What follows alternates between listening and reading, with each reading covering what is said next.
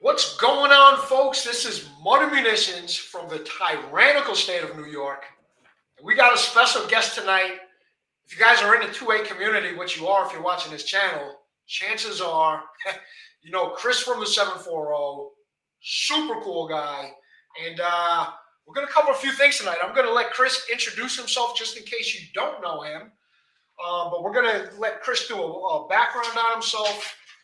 Chris has an awesome channel. As he's doing the background, I'm going to drop the channel link in the description. Go check him out. But this guy does everything, man, from builds with all kinds of manufacturers, all kinds of guns, whether it's pistols, rifles, accessories like optics, you name it. And then we're going to get into SHOT Show. Chris has been in the industry for a while. He's been at these events. I just got the pleasure to meet him last year at GunCon in Iowa. Well, man, Chris is an awesome dude. Super excited to have him on here. And Chris, I'll turn it over to you for, your background, who you are, etc. Man, thanks for, man, I've been looking forward to this all day. So, yeah, this is going to be, we're going to have fun tonight. My name's Chris from the 740 channel. I've been on YouTube now 3.5 years, I believe. And, just it's been a wild ride, man. And I'm sure you know that too. Like, it's just, you don't know what's coming around the corner. I'm excited you're getting ready to go to SHOT Show for the first time. I think everybody has to experience it at least once. And yeah, so gonna be pretty awesome.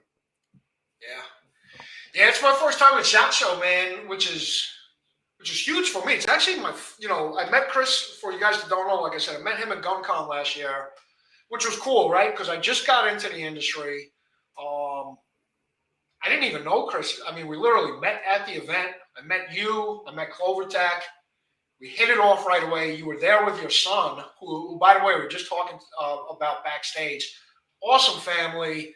And I was telling Chris, a guy like me, I don't take for granted, right? Like, I'm the newbie and everything else. Here's a guy. By the way, congratulations. I know you just hit over 10,000 subscribers. So huge congrats, because, you're talking about some of the shit we go through. I'm sure the industry has been heavily suppressed more over the last few years compared to when you might have started this. Yeah, well, when I first started out, I had a YouTube channel before I started actually creating content. So I used to do a lot of competitive shooting. I was in the USPSA. I shot 3-gun, Steel Challenge. I did some rifle series matches. So when the channel originally started, it was basically I traveled around with a group of guys and we were putting our match videos up on YouTube, because it was just easier for me to go home, edit the videos, upload them to YouTube, and then the guys could share them, on their social media platforms. So then when COVID hit and everything got shut down, the competition shooting was still going on. So that was nice. At least we had something to do on the weekends, because we were shooting. Sometimes we'd shoot 2 matches a weekend. We'd be in one part of Ohio on Saturday, and then we'd travel a couple hours away the next day. But I got back in the reloading room a lot because there just wasn't anything to do. I'd go to work, I'd come home, everything's shut down. So I started doing a lot of reloading. And one of the things that I would do when I was in the reloading room was watch YouTube. And one day it just kind of hit me. I'm like, I think I'm going to go out and make a video. Like, I'm going to test out the waters creating content. So I did a couple videos, and I did a review on a chronograph, because that was it's a big thing you got to have if you're a reloader. You need to get that data and make sure your bullets are doing what you need them to do. So I put out a video doing a review on this chronograph, and there was a guy named Jason Stewart, another YouTuber. Had no idea he lived in the same town I lived in. And we were just talking backstage how small this town is I live in. So not only was it weird to find another YouTuber, but to find a guy that's literally lives 10 minutes away from you. So he started sharing this video on YouTube, and all these guys, like, people started subscribing to my channel, and they're like, Jason sent me. And one of my, actually G23, he's out in the side chat. That's how I met G, was through those guys. So I started out in the reloading community on YouTube. And back then I used to do a lot of content, like showing people how to convert brass over to different, you could take 223, make it into 300 blackout. I was doing all these different videos, but then right when my channel started hitting that growth spurt, it was like all these rules started coming down. So now you can't show manufacturing ammo anymore. And so I lost that. And then, so I started focusing more on like my how-to videos, like putting a trigger in this gun or changing the barrel out, doing things like that. Well, then another set of rules come down. Well, now you can't show any of this going on anymore. So it really sucked, because now I got two things that I love to do on this channel. Now I can't do it anymore. So luckily, and I don't know how the hell it happened, but my channel for a long time, it just turned into like an optic review channel. I had these companies reaching out to me like, hey, we want to send you a red dot, want to send you this. So it gave me something to create content with, and I'm a big dot guy on pistols anyway, so it kind of all made sense. So, but those are the transitions you go through being on this platform, because they change the rules on you constantly. Well, I give you a lot of credit, man, right? Because, it's not easy. I don't think a lot of folks know how easy it is to transition, right? When you're so used to doing something and like going to something else. It's a great transition though, because, right, optics are such an important role in the community. It's funny, like we were talking, I think you guys in the chat know, but being from New York, I only started carrying about a year and a half ago after brewing. But with that being said, I got my Glock 20, and I was like, listen, if I'm going to get started with the pistol and really start practicing and everything else, why not start now with an optic instead of wait, right? So I got the HoloSun SCS. It's a direct mount on my Glock 20, which is awesome, like zero learning curve. But I'm looking for an optic on, like my XDM and my Shield Plus, and some of the stuff, a lot of the videos that you were putting out there is definitely helpful for people like me looking at optics. I think one of the companies I didn't even hear about until I saw your channel is Strike Industries. So any particular optics, I don't want to say that you liked more than others, but like, what are some of the optics that you really found were fit you best for some of the pistols that you might be carrying? I mean, for me, I'm very partial to Gideon, just for the fact that I know the guy. The guys are actually friends of mine. The story behind Gideon Optics is, so Jordan, the owner of the company, he owns JSD Supply. So everybody remembers a couple years ago, when they cracked down on the polymer 80 stuff, like you can't sell it anymore. You can't, it's gone.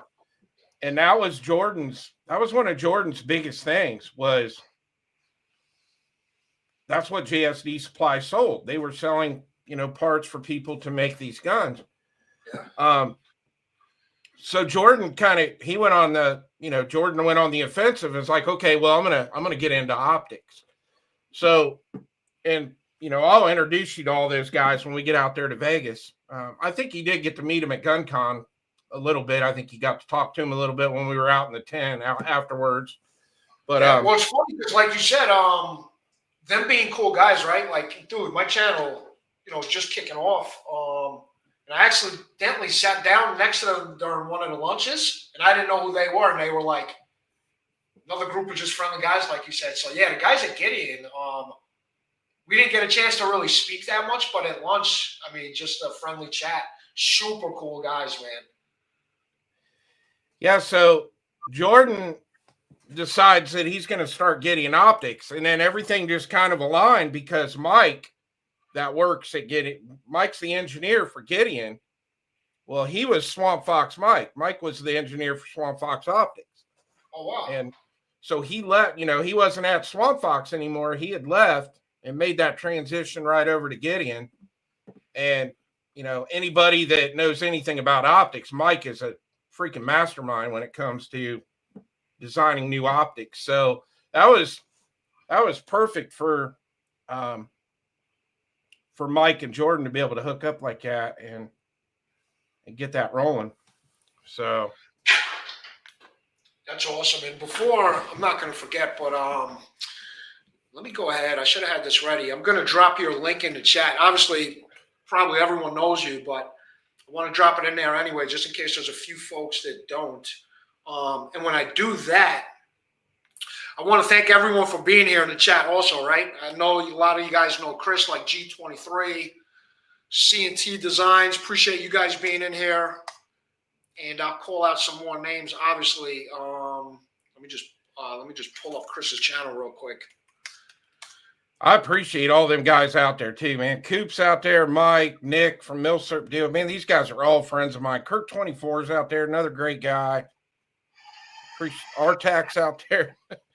So, yeah, these guys are all friends of mine. This is awesome seeing them all out there. So, yeah, you got a good crew, man. And like I said, you're doing some really cool things in the industry. I mean, you have been, right? Like and this is another thing we were talking about backstage. Like, I had that one honeymoon period that first year, right? You guys know me. I'm like more raw and this and that. And Chris just puts out great, honest, friggin' content. Like, you take time in what you do. It's a pleasure to watch your videos. Like, it really is. And like I said, I got a lot more to catch up on. But before we get into SHOT Show and all of that stuff, what have been some of the funnest videos you've done over the years, man? I know you had an AK build. You had one thing, the Heritage Rough Rider, which was one of the coolest, badass looking revolvers. Like, it looked like something out of a video game. What have been some of your funnest videos or builds in 2024? Yeah, the Rough Rider was pretty cool. So there was, the reason I bought that is literally the stupidest gun ever made. It was a single action 22 or 22 mag revolver. You can't change the cylinders in it.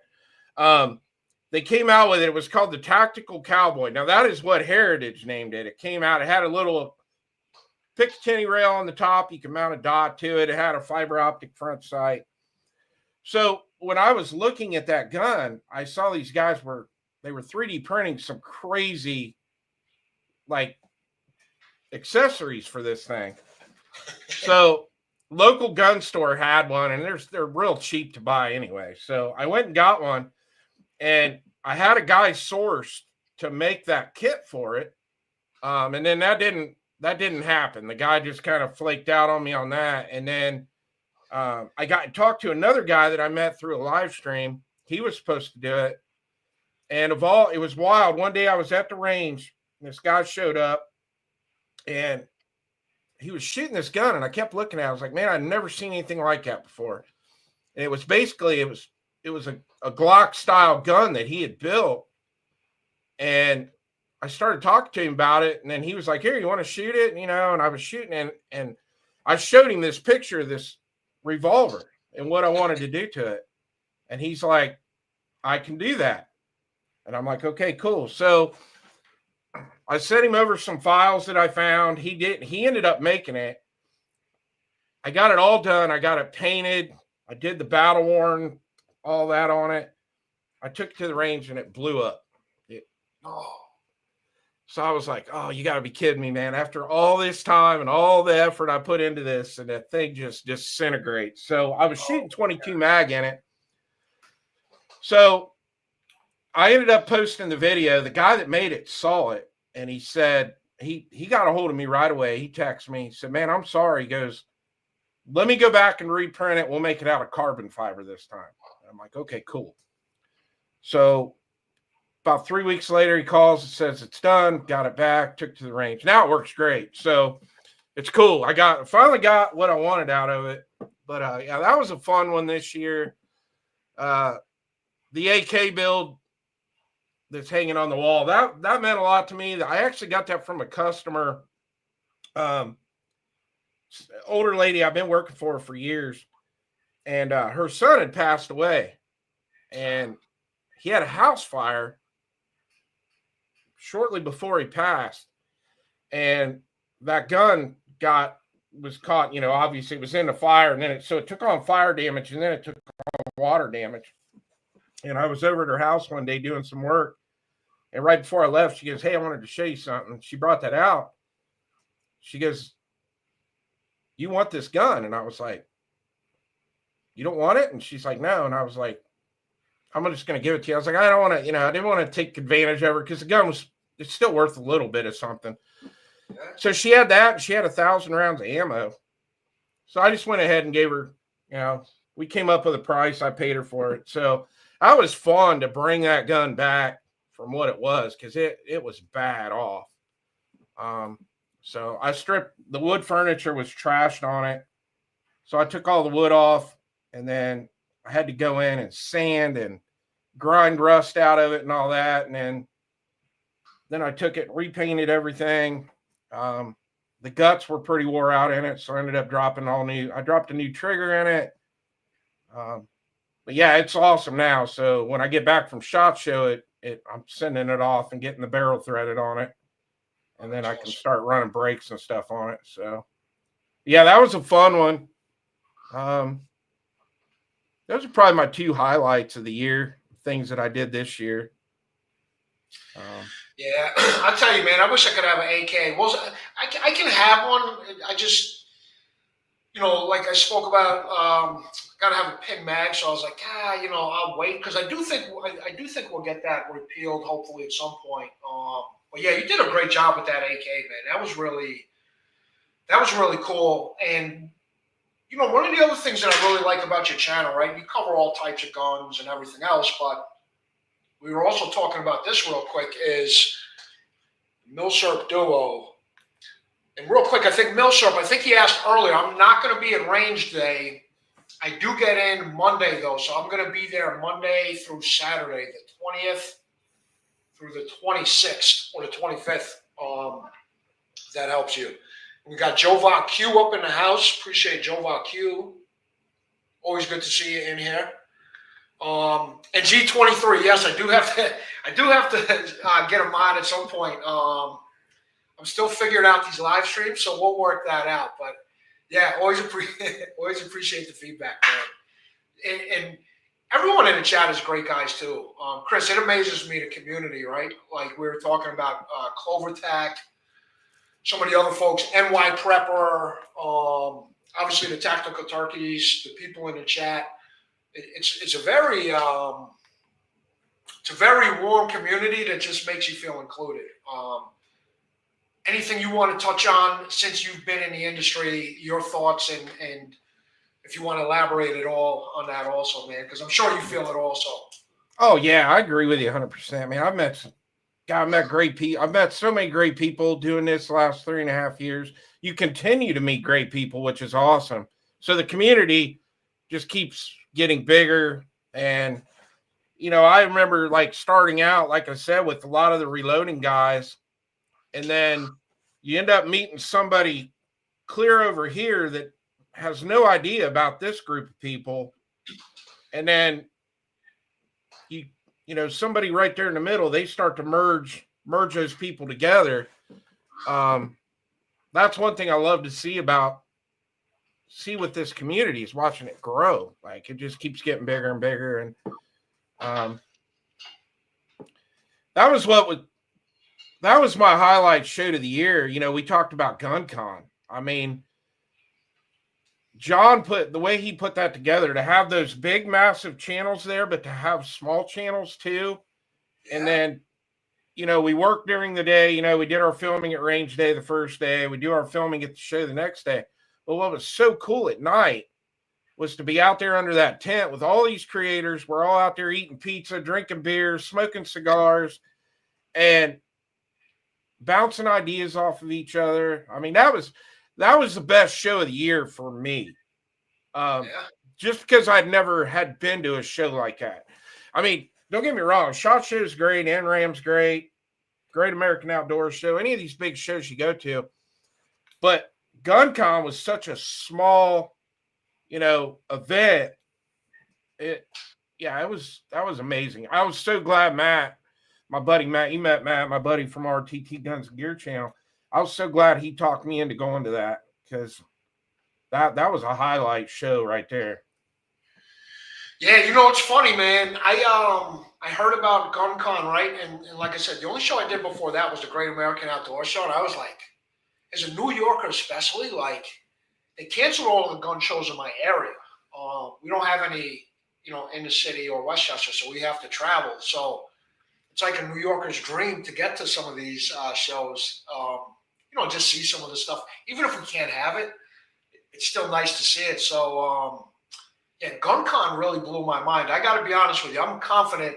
I'm a confident guy, right? I've been in my real job sales like 30 years. I don't know if I told you, Chris, so I don't know if any of you guys know in the chat, but funny story, not 2A related, but I'll get to why I'm bringing this up. My family used to work with the Wolf of Wall Street. I worked on Wall Street back in the day. I was like 18, right? Real hardcore, like, sales. I did that for a few years. But anyway, the reason I bring that up, here I am. I get to GunCon in Iowa, and I'll never forget the first night I'm walking where you said, like, to the umbrella, and I see fucking John over there. I see Tactical Toolbox. I see Tactical Considerations. All these guys, like, you've been watching for years. Dude, it was the first time in like 20 or 30 years, not in a negative way, but my confidence was like, and I was like, I don't want to say, when you watch people on TV, because, I kind of cut the cable and you start watching YouTube, it's like, it was overwhelming, man, at first for a little bit. I was like, holy shit. Like, and you and Clovertac were like the first two dudes that I met. I didn't even know you guys. It made me feel super comfortable. And like I said, not in a negative way, but I was definitely like nervous and shit. My first night, man, my first, couple days. So I appreciate that night, man. Yeah, it was kind of shocking. I remember walking up there because we got there I pulled into Iowa and got in the hotel. Matt showed up about an hour later, and then me and Matt and Christian rode over together, which, I mean, all we had to do was go across the street. But walking up to that tent, like you said, and seeing all those guys sitting around in there, that was like, it was kind of a moment for a while. But the coolest thing was, the longer we were there and the more people started talking, those guys were all like, they were so damn down to earth, and nobody cared how big a channel was or how small a channel. Everybody it was just awesome, man. I really want to do it again this year, but I think a lot of it's going to depend on where it moves to, because I don't think he's doing Brownells anymore because it's gotten so big. Yeah, I saw that. And it's funny, to your point about them being so down to earth, I think that's what made it overwhelming, because I was expecting, when I walked under the umbrella, just from like past events and other industries outside of the 2A, and I'm sure someone brought up, I'm sure you always get, those folks in the 2A that aren't as friendly, but I thought they were going to be clicked up. And the fact, like, we just started conversations also right away, that was like, holy shit, I'm talking to this guy just about, like, they were so, another guy, Weapon Vault, who, he's got the car channel too, American Muscle HD or whatever. But all these top guys, to your point, have big. GunCon was a great event. I missed TriggerCon. I think you went to TriggerCon. No, I didn't go to that this year. You went to GOA though, right? Yeah, I did go to Goals. Goals was a great show too. Goals was a lot of fun. Goals I want to get to. I'd love to get to Goals next year. Maybe TriggerCon. Those are two that I couldn't do this year. Have you been to TriggerCon before? I know Clovertac is a fan of TriggerCon. He said that's another good one. No, I've not been to that one yet. So And Goals was the first year this past year, right? Yeah, that was their very first show. So it will be back in Knoxville this year. But I think then they'll start. It's going to start to move around like NRAM does. So We got the Tactical Turkeys up here. We got Damian Christian, Sassy 7, Kurt 24. So which turkeys? I wonder which turkey's out there. I wonder if it's Dust. It might be Dust, man. Yeah, Dust is an awesome guy. I met a lot of these folks through Dust and you and other folks, but Dust was one of the first guys actually being from Brooklyn. Yeah, it's Dust. Took a liking to the channel and everything, which was awesome, man. Yeah, it was so fun getting to sit with him at GunCon and just sit out there and talk with him. And then, yeah, that was a great show, man. I love getting to meet the guys in person. It's fun doing these live streams and stuff, but it's even better when you actually get to go to an event and hang out together. Yeah, that's what I'm looking for at a SHOT Show, man. Like I said before, not that I wasn't confident, but I was like, the nerves were a little different. Where like now I feel like I know people. Like I'm really excited about SHOT Show, and like I told all the folks, not just about the guns, but the networking is a cool. Really cool, just hanging out with people. Yeah, you'll be able to. It's a good way to grow your channel too, as far as getting stuff for, you want to definitely focus on your relationships with the industry people. That's a big thing. Get around to these booths, talk to people, shake hands.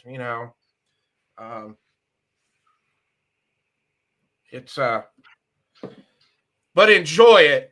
We talked about this a lot on Ghost Chat last night. Like Trey and I both said our first year, like we were flying home and we're like, I don't even remember SHOT Show. Like wow.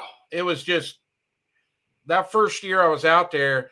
I think I wanted to I was on a mission to prove that I deserved to be there. So it was just like, I don't remember what I ended up. I think that year was like 29 content videos, 29 different interviews, all these shorts that I shot. And then I'm flying home and I'm like, man, it was just a blur, So when I went back last year, and I still work, don't get me wrong, but I cut back a little bit on the interviews and just kind of took it in and enjoyed it because it's only 4 days and it goes so fast that you want to make it work, but you want to enjoy it too, So, but everybody's going to do their thing. The first year they go, they're going to do, and then they're going to go back and they're going to sit at home and they start editing all that video. And you're going to sit there and you'll be like, okay, next year I'm doing this completely different.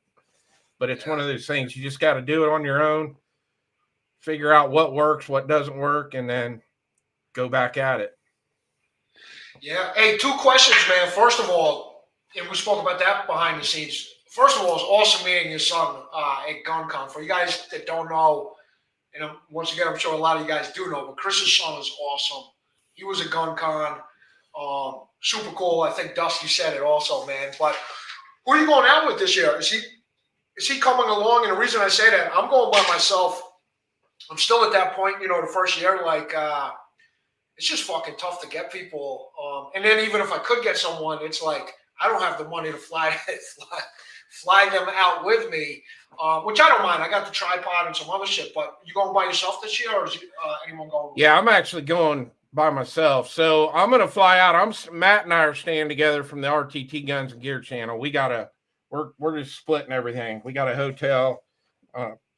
It's going to be weird, man, not having my son there. He's been my cameraman ever since I started doing this. So it's going to be strange not having him there. I've had to do a lot of different practicing here at the house, like figuring out I'm going to have to film all this stuff on my own now. So it's like, but this show's going to be a lot different for me.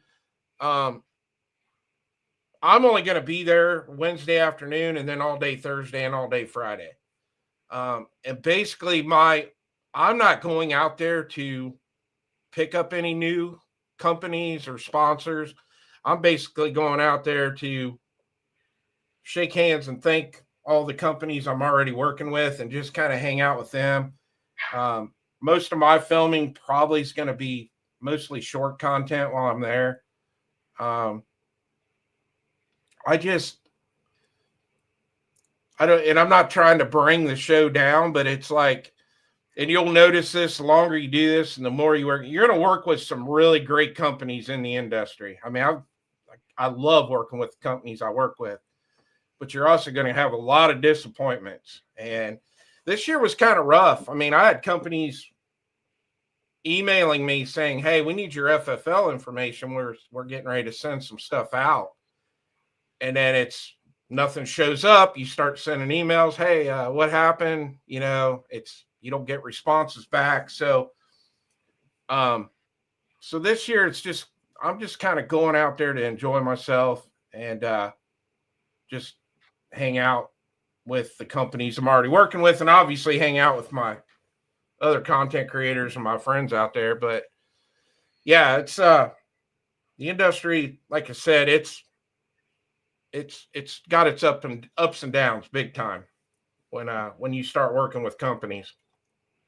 Yeah, it's funny too. Like I said, I've been in sales, definitely new to this industry, but yeah, I mean, it's kind of the same thing, unfortunately, in a lot of it.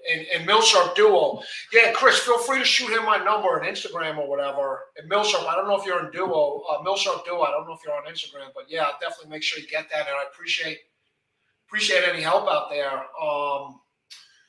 If you do, for whatever reason, Chris, feel like you got something going on out there where you need a cameraman, I'm happy to drop what I'm doing and help you out. Since you're out there for a short time, man, I got no problem. No problem. So keep that in mind as you're out there. Now, I've already pretty much figured out how I'm going to adapt to it. I'm taking a very small tripod with me that I can set up.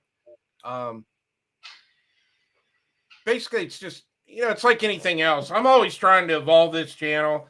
I'm always buying new camera equipment and different gear because I don't want it to get stale. I'm always trying to up my editing a little bit or up these shots and wherever, add a drone into the mix, whatever it takes.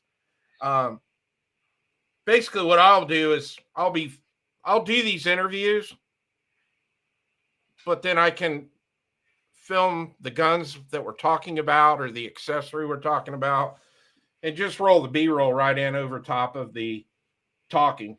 So it'll be fine. It's just something you got to adapt to. And it's not like I knew that he was going to eventually, he's going to turn 18. He's going to become an adult. He's going to get a full-time job, and, he's going into the military. Yeah. Much respect for him. Yeah. So it's kind of, I knew it was coming. So I had to start making the transition of not having him there. And the thing is like when I do all my range footage that I shoot, I'm 99% of the time I'm by myself.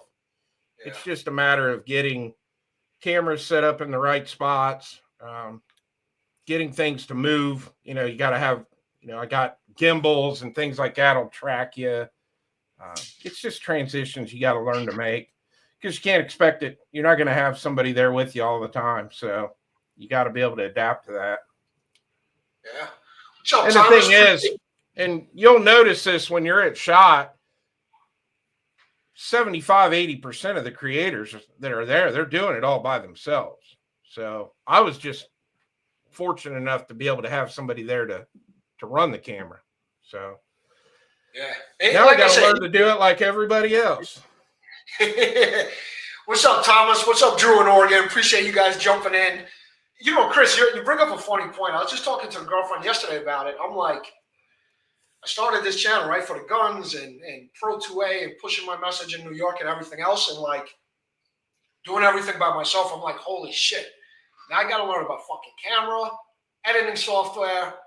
We were just talking backstage. My laptop shit the bed because it wasn't built for anything. So I got to get a PC, which I wasn't expecting to get. But it's like, oh my God, this little gun stuff took me down this and just for the bare minimum, you guys watch my content. It's very raw. It's very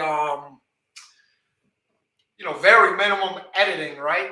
But it's still, I'm an older, 47, right? I had to learn a lot of shit, and I'm still learning shit. But she's supportive. She got me one of the mics I'm using. She got me a gimbal, which I got to learn how to use. She just got it for me for Christmas for my cell phone, the DJI Osmo 6, I think, or whatever. So Okay. it's going to be interesting. It's going to be interesting. Yeah, I just got the new M7. That's what my wife got me for Christmas. It works really good. It's definitely going to get used to it. I think I got it down enough now that I can use it at SHOT Show. And if not, I'll have my backup there. If it gets to be where it's more frustrating than productive, then I'll just throw it back in the bag and go back to doing it the old way. Yeah. Yeah, and I heard the same feedback like about SHOT Show, how you compared the two between GunCon, right, where you really get that personal time, and like SHOT Show's more, it's more the business side of the industry, right? Everyone's hustling and bustling, and not necessarily that downtime. What have been some? I know we mentioned Gideon Optics, but just over the course of the years and the different shows, what have been some of the firearms companies that you find like really interesting and have been stepping, I don't want to say stepping it up, but really giving the market what they want, right? And we could talk about anything from budget to whatever. And then we could talk about, I want to get your opinion. We had 2 pistol releases already before SHOT Show, and I'd love to get your opinion on that. But we had the Springfield Prodigy Compact, which looks really sexy. And then I think Staccato just released a new pistol everyone's talking about. But I know that's a lot. What do you think? What are some of the manufacturers that you seem to like what they're doing in the market? And that's a tough question, probably. I mean, as far as when it comes to guns, because I'm a small channel. Luckily I've been fortunate enough, I do work with Anderson Manufacturing. Kyle's just such a great guy. I've really enjoyed working with them this year. And then Chase over at EAA, they've been a huge supporter of the channel this year. They've sent guns out to review. And then I got lucky enough this year too to start working with Cox Arms. They sent the EMR1 out to do a review on. I think one of my highlights this year was, I met Ross Martin at SHOT Show last year, and got to meet Stephanie there.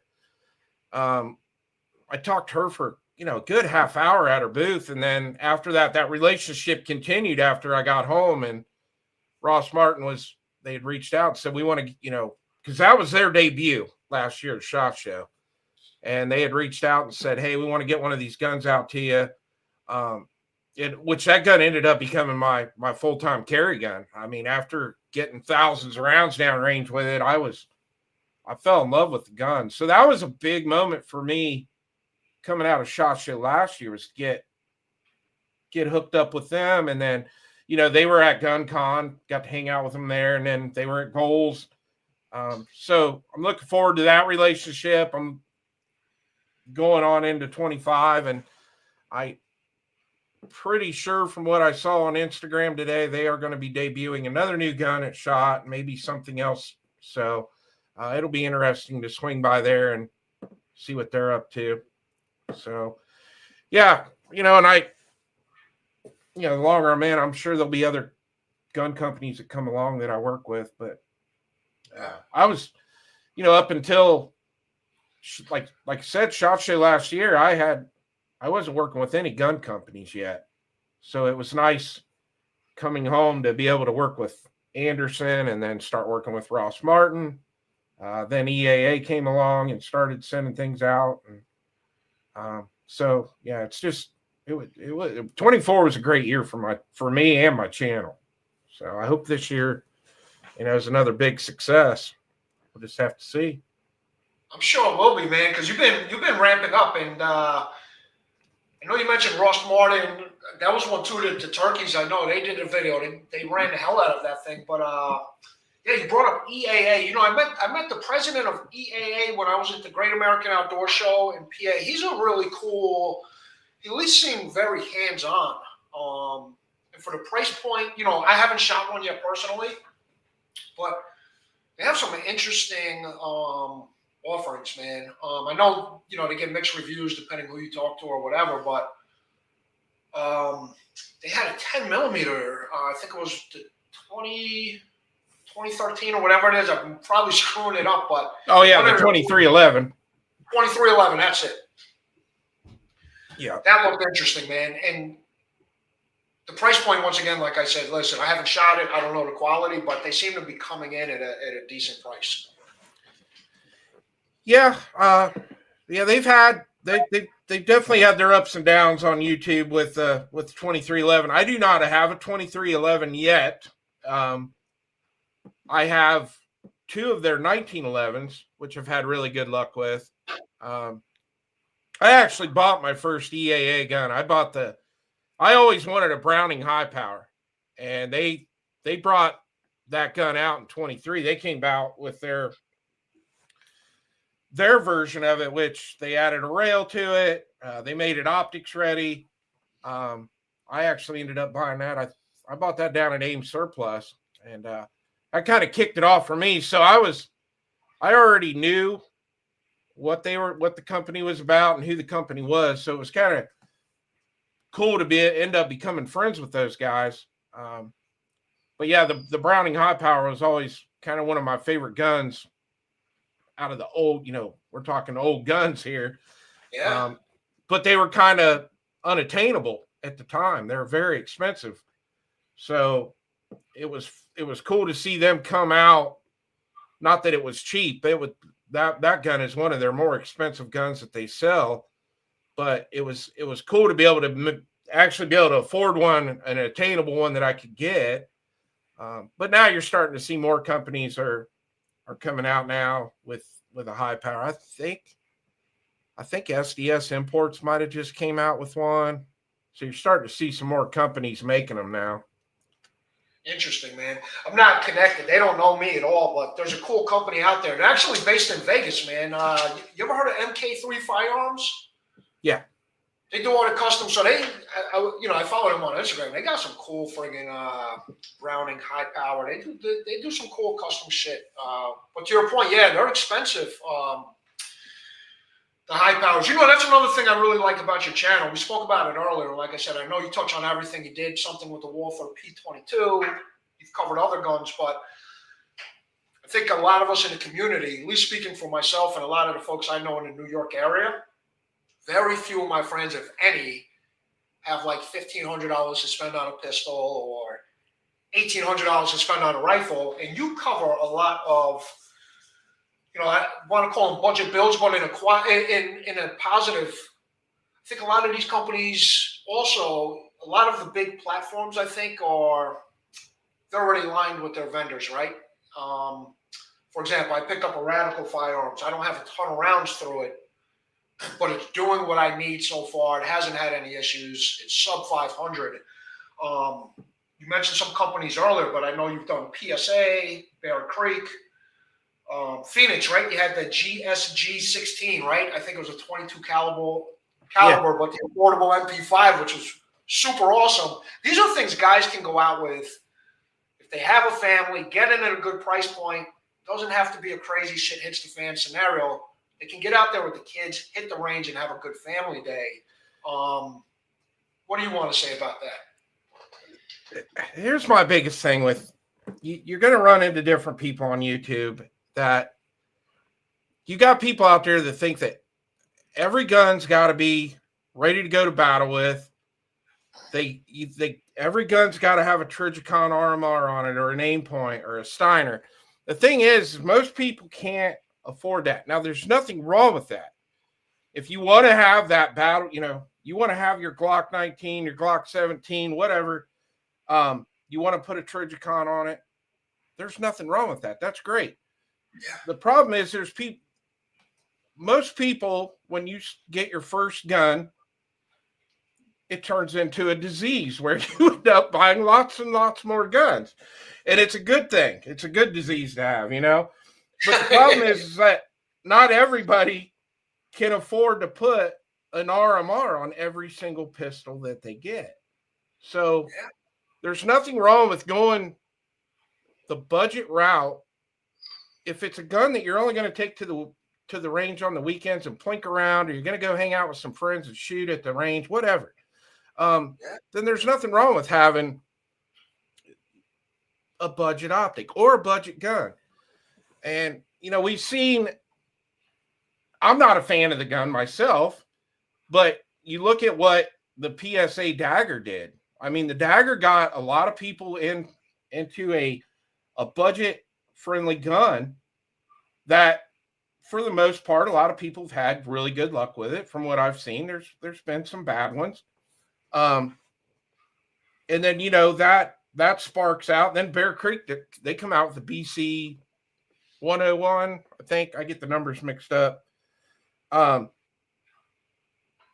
got 1,500 rounds on that gun now. You know, I haven't had any issues with it. So there's nothing wrong with having those budget guns and having some budget optics on them, or even a budget light or whatever. But there's also nothing wrong with having that shit hits a fan gun. You know, have your whatever your Walther, your Glock or whatever, and have your Surefire on it, and have your RMR on it. There's nothing wrong with that. Same way with an AR-15. You know, you can have your whatever your liking is. You know, you want a Daniel Defense, or you want a you know, Cox Arms has got a Guardian that's just badass rifle.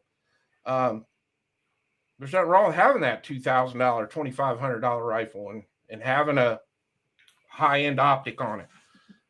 But not every single gun in your collection has to be that gun. So I like to focus on that budget stuff. I'm not, and I guess that the reason I bring that up is that I'm not blind to it. I get it. I get why people want that RMR, or, you know, I mean, even Holosun, they've proven themselves. I mean, we know Holosuns are, they're a damn good, reliable optic. I got a bunch of them. You just don't see them on the channel because I bought them all before I started doing YouTube. And people ask me that all the time, like, what's your problem with Holosun? I don't have a problem with Holosun. I own a ton of them. I've got like 3 510Cs. I got a couple 507s. I got a bunch of them. I just bought them all with my own money before I started doing YouTube. And I've just never done reviews on them because everybody's got a review out on a Holosun. So there's nothing wrong with them at all. But yeah, I like to review the budget stuff because I want to see more and more people get into the firearms, you know, get into the 2A community. And I'm glad there's companies out there like Gideon, and, you know, Gideon makes a great optic. And it's attainable. Most people can afford to buy a Gideon optic. Most people can afford to buy that Dagger or that Bear Creek, or, you know, there's so many Glock clones. I mean, that new Ruger, the RXM, I mean, that's a sub $400 gun, and it's made by Magpul and Ruger. You can't really go wrong with it, and it's based off of a Glock Gen 3. So, you know, so I like seeing that stuff, and for the most part, that's what most people are looking to get into. You know, you hit the nail on the head, right? And real quick, I also want to shout out one of your buddies who I met through you. I met at GunCon, is RTT Guns and Gear. Big channel on YouTube. Really appreciate you being in the chat. Chris, I know that's one of your buddies, and he stopped in the chat, so I wanted to call him out. Yeah, we were talking. Cool guy. We were talking right before you and I went live. I was chatting back and forth with Matt. I said, hey, if he ain't doing nothing, swing over to Mud's channel. I'm going to be on here tonight. So he's awesome. He's another guy too. I didn't know. I'm a small guy. It took time. We're talking about, like, you know, what these guys are using to do editing and everything else. So RTT, I don't forget that. I tell Chris, I don't take it for granted. You know, meeting guys like you. So it's a pleasure. Pleasure having you in here. Chris, you did hit the nail on the head about what a lot of folks don't realize in tyrant states, right? I always open up my channel with the tyrant state of New York. But what folks don't realize is there is a big lack of budget for your average person, and the reason is, for me to get my permit and other New Yorkers out here, especially in areas like Yonkers, it was a fucking like $1,000 investment just with the paperwork and the licensing fees and everything else. So you're at $1,000 without buying anything.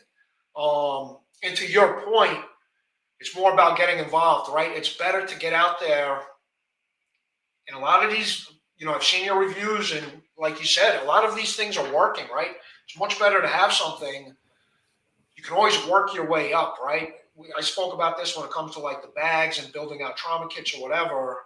Sometimes it could be overwhelming to people when they think about the budget, but it's like, hey, pick up, whatever it is, subpar 400. I mean, my CZ P07 was a great 9mm at a great price point. And then to your point, I started building up, and hopefully this year, we'll see what I pick up. But everything right now has got a use case, right? Like I got the truck gun, I got my carry guns. I do want a revolver this year, so we'll see what happens with that. But I'd love to get like a 44 Magnum or 454 Cassell, maybe a snub nose. So we'll see. So what do you think of your CZ? That's one gun that I do not own yet. Out of all the guns I have, I do not have a CZ yet. You like it?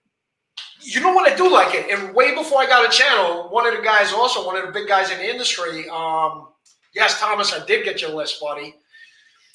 Honest Outlaw, right? So when I was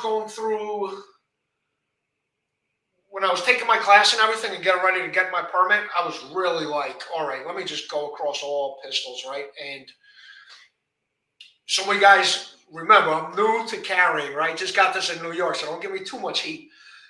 But I wanted to carry appendix, and I wanted a hammer-fired pistol just for my own comfortability, right?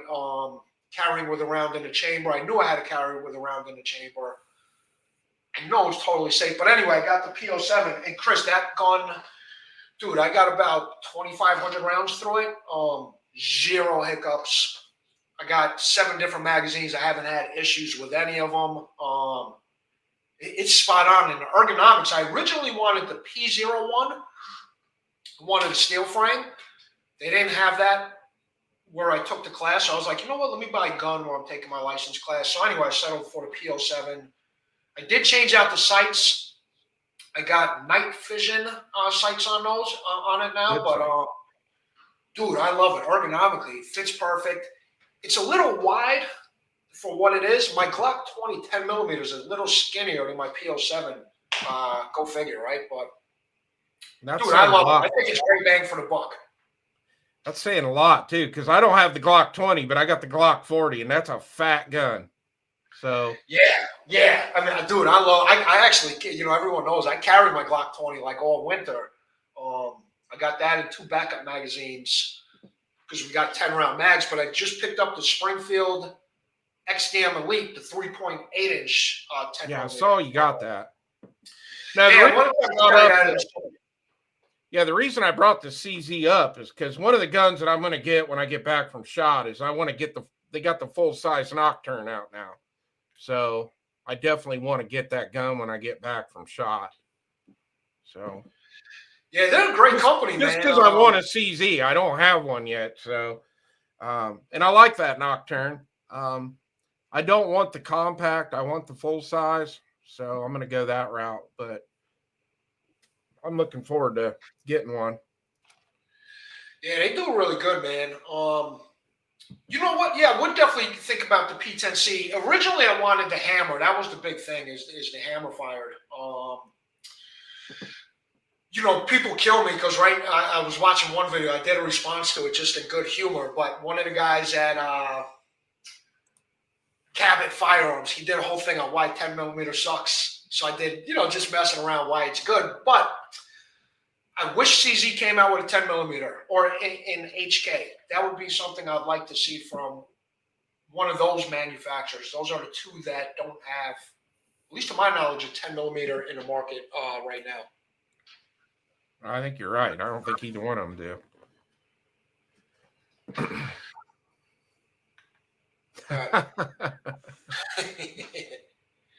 One of my favorite companies from Ohio.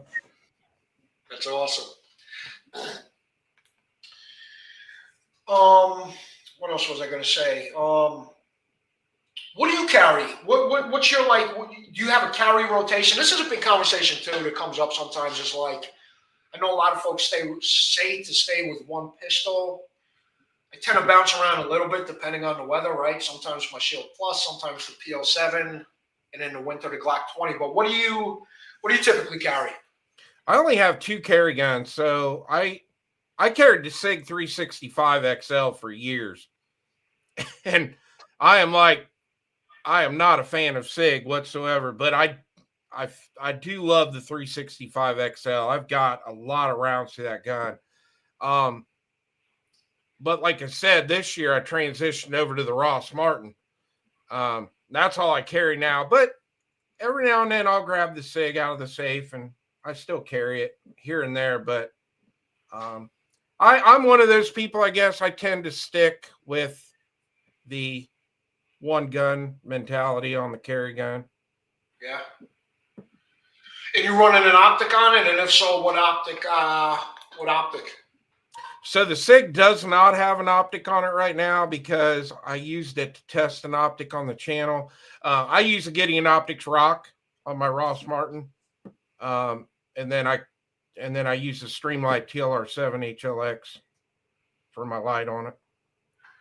So. Yeah, I like the TLR. I saw you did a video on that. I got the TLR7A. I bounce it around, right? If I got it really for my woods carry, and that's another reason I got the Glock 20s. Not just for street protection, but yeah, I do a lot of hiking, even though we're just in black bear country here in the Northeast. But being a city boy, man, I get freaked out in the woods anyway, so I like a little extra firepower. What are your expectations this year, Chris? What do you think?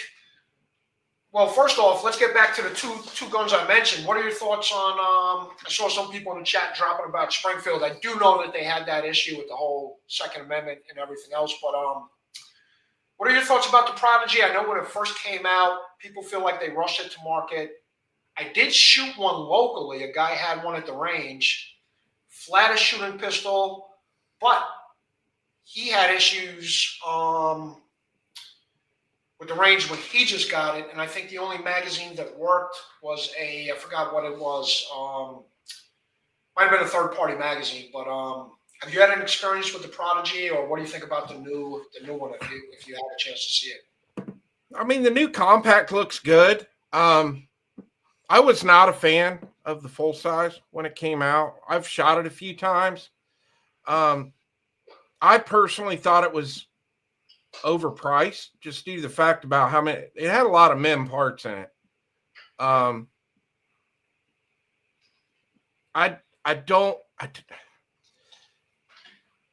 don't know. I really don't know about that gun. Like, it's definitely not a gun that I want. Like, I watched a couple of the reviews. You know, they had the embargo lifted, I think, at midnight last night on the compact.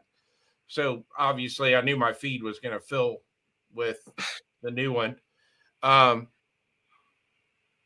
I don't know. With Springfield, I think one of the guns that they put out that I really do like the Echelon. I didn't care about it when it came out. I watched a lot of reviews on it and everything, but then I finally got to shoot it, and I was like, this is actually a really nice gun. I like the optic, the way they came up with the optic system, where you weren't just stuck with RMR. You know, you could pretty much put any optic you wanted on the Echelon. But, you know, they kind of shit the bed when they came out with the compact because they got the full-size mags are over, and you're getting over insertion on them, and the gun's locking up. So really the only way they're going to be able to go on damage control and fix that is they're going to have to come out with like a sleeve or a spacer to put on the full-size mags to use that, because they're going to have something stop it on the frame from over inserting. So, you know, that was, I don't know. And that's the thing with this compact. I think it's what, 1,1500? And yeah. I don't know if it's going to be full of mem parts like the first one. I got online this morning gun's so new, there's not a lot on it. We'll start seeing in the next couple of weeks, guys will start tearing that gun down and figuring out what all's inside. But we kind of go back to that budget thing again. Like T-Sauce came out with the Night Stalker, which has very little, if any, MIM parts in it, and sub $1,000 double stack 1911. So it kind of goes back to that. I mean, and they have a pretty good reputation, T-Sauce, from what I've seen on the company. I mean, that's another company I was looking at as well. That was a pretty sexy pistol you did a video on. Yeah, I love my Night Stalker. I've had really good luck with it. It's been very reliable. I mean, it's a big full size double stack, and I probably would never carry it, but it's definitely fun to run it at the range. But yeah, I don't know. I don't know about this Springfield. Like I said, I think at that price point, you probably shouldn't have any MIM parts in it, but that's just me, Yeah. Chris brings up a good point, man. Not Chris, I'm sorry. RTT Guns and Gears. Anyone else notice that Springfield comes out with a gun, the embargo lifts, and YouTube is flooded with positive reviews on the gun, and then you never hear about those guns again? That's a fact, man. That was the thing with the first, Prodigy. And for that price point, right?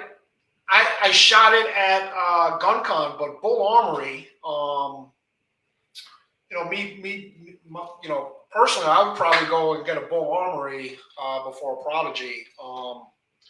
100%. Yeah, I'm 100% with you on that. It was GunCon, wasn't it? They had quite a few of them out there for us to shoot. Those are really nice. And I do believe some of the Bull Armories are in that price point. I know some of the new ones that they just came out with over the weekend and whatnot are, I know Tactical there was a bunch of Bull Armory videos that dropped last weekend. You're starting to see them come out with a lot higher end guns, but they do also have guns that are in that Prodigy price point. Yeah. That's something I want also. I know I mentioned a revolver, but I definitely want, whether it's a double stack 1911 or 2011. Like we said earlier, right? It's not the gun I'm gonna use, whatever. But it's always nice to have like that hot rod in a garage, that you could bring to the range and have a good time with. Which brings me to the Staccato. I haven't shot a Staccato, definitely out of my price range. I met those guys also at the Great American Outdoor Show. It seems like they just dropped a possible duty gun. I think it takes Glock 17 magazines, if I'm correct, but I haven't even got to watching the videos or seeing what the price point on that is. I'm assuming it can't be, I'm assuming it's still probably in the 2000, but I could be off. What are you hearing about it? Have you had a chance to watch anything? Yeah, they're definitely coming out with a Glock fed Staccato. That actually got leaked a couple weeks ago, which I'm sure they didn't want that leaked yet. I think Staccato makes a great gun. There's really nothing bad you can say about it. They're out of my price range too. But I know, like, a lot of our local law enforcement around here and stuff, they're carrying them now. They have the option. They do get a law enforcement discount on them, but they have to pay their own money out. But we're starting to see a lot of our local PD are carrying the Staccatos. They're a proven gun. There's nothing you can say about it. They're reliable. And I guess, if you want a carry duty grade 2011, you can't go wrong with it. No. But I don't foresee me having one in the future. I won't ever buy one. But yeah, no, me either. It's just, I can't justify, unless a miracle happens and I come into a bag of money. And I'll tell you what, no NYPD isn't going to be carrying them anytime soon, because I don't know if you guys know out there, but it's funny that you said the PD could carry something like that. Out here, even the Glocks that NYPD has, and I know this from a friend, they adjust the triggers. They have 20-pound trigger pulls. That's why a lot of the time when there's an incident, the cops are always shooting an innocent bystander. They modify the triggers on the Glock to 20 pounds for the NYPD, which is pretty wild. Thomas said, Chris, do you like 19? I love 1911s, Thomas. I've got 2 double stacks. I got one on the way. I've got 2 like single stack 45s. I love the platform. One thing about a 1911 is even a bad one's got a good trigger in it. It's 1911 triggers are amazing. So, and Thomas has, I spoke about this before. I always call him out. Thomas has been one of my first subscribers from day one, Chris. He's got a 2011 collection.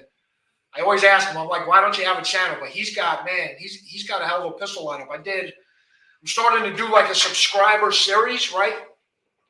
Kind of having my subs send like, what are some of their favorite pistols and everything else. And we did one on him. He's got the,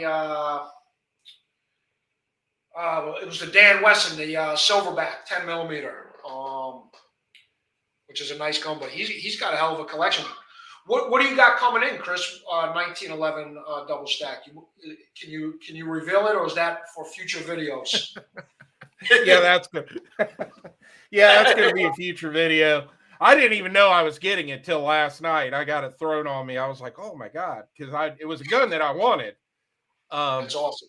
Yeah, so they kind of surprised me with it last night. So yeah, I'll have videos out on it shortly after shot for sure.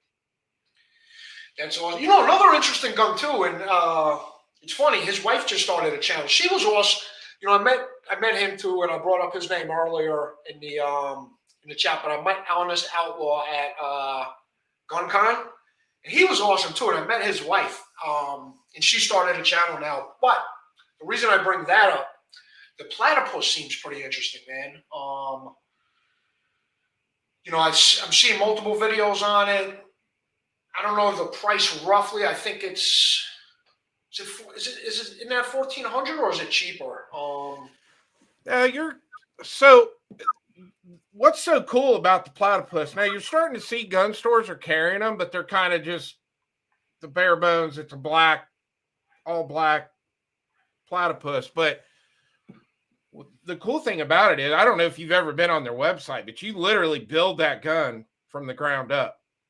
And that website is absolutely a blast to go on there and build them.